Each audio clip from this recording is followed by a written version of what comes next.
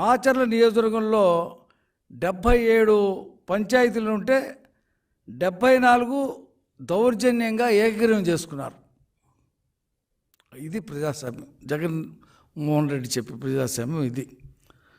Macherla municipal ఎన్నికల్లో ప్రతిపక్ష పార్టీలు ఒక్క నామినేషన్ కూడా వేయనీయకుండా హింసాత్మకంగా అడ్డుకున్నారు. ఎవరు నామినేషన్ వేసే పరిస్థితులు. పోలీసులు, వైసీపీ గూండాలు అక్కడ యథేచ్ఛగా సైర వ్యవహారం చేశారు. దీని మీద నిజ నిర్ధారణ కమిటీ వేసి మా మాజీ MLA Bonda Umamaheswara Rao, MLC Buddha Venkanna, high court advocate Para కిషోర్లు అక్కడికి వెళ్తే వాళ్ళ కారు మీద తురుగా కిషోర్ అనేటువంటి ఒక గూండా వాళ్ళని చంపటానికి ఇంత పెద్ద దుంగ తీసుకొని ఆ అద్దాలు పగలు కొట్టుకుంటూ చేసినటువంటి దౌర్జన్యం మొత్తం దేశం చూసింది. అయితే ఆ తురుగా కిషోర్కి ఏం చేశాడు జగన్మోహన్ రెడ్డి? మున్సిపల్ చైర్మన్ పదవి కట్టుబెట్టాడు.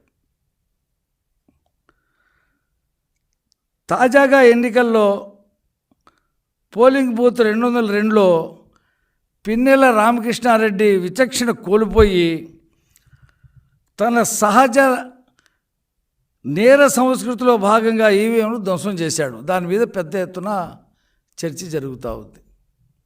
అతను పారిపోయాడు. విదేశాలకు వెళ్ళాడో తెలియదు, ఇతర రాష్ట్రాల్లో తలదాల్చుకుంటున్నాడో తెలియదు, హైదరాబాద్లో ఉన్నాడో తెలియదు, ఆంధ్రప్రదేశ్లో ఉన్నాడో తెలియదు. పోలీసులు మాత్రం 8 బృందాలు వేసి ఎతుకుతున్నామని చెప్పి చెప్తా ఉన్నారు. నువ్వు ఒక ఎమ్మెల్యేవే కదా, నీకు బాధ్యత లేదా? నువ్వు పారిపోతావా? ఇదా జగన్మోహన్ రెడ్డి ఇతన్ని భుజం మీద చేసి చాలా మంచోడు, ఇతనికి ఇంకా రేపు ప్రభుత్వం వస్తే ఇంకా పైన అంటే మంత్రి పదవి కట్టపెడతా, ఇతని ఓట్లేసి గెలిపించాడని చెప్పాడు ఈ మహానుభావుడు గురించి. ఆ సందర్భంగా మా Telugu Desam party polling agent Namburu Srinivasa Rao, ఇది తప్పు, నువ్వు ఈవీఎంలు పగలకూడదు తప్పు అంటే అతను తల పగలగొట్టారు. అతన్ని హత్యా నేరం కింద అరెస్ట్ చేయకుండా గృహ నిర్బంధంలో పెట్టారు. ఎవరిని? ఈ పిన్నెల రామకృష్ణారెడ్డిని. అయితే అక్కడ నుండి దొడ్డిదారిన వెళ్ళాడు, వెనక నుంచి వెళ్ళాడు, ముందు నుంచి వెళ్ళాడు తెలియదు. ఆ ఇంట్లో మాత్రం లేడు, హైదరాబాద్ వెళ్ళిపోయాడు అంటున్నారు.